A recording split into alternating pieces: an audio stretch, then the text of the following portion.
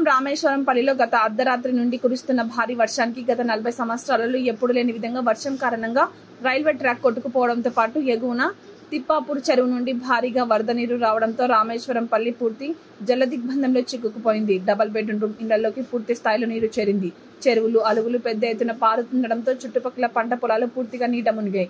చెరువు పూర్తి స్థాయితో నిండడంతో చెరువు కట్ట తెగే ప్రమాదం కూడా పొంచి ఉంది.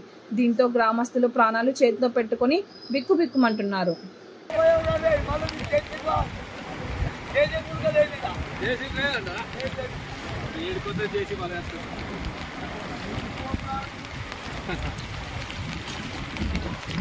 ఇంత ఒక 30 సంవత్సరాలు అవుతుంది చెరువు నిండాక.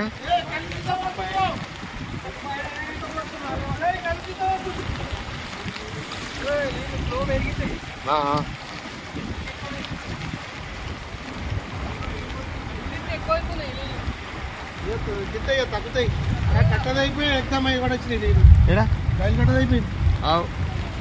ఆడ దింపెత్తురాడా మళ్ళీ మీకే వస్తున్నాయట నీకు. కూలుతుంది, ఇంకా కూలుతుంది.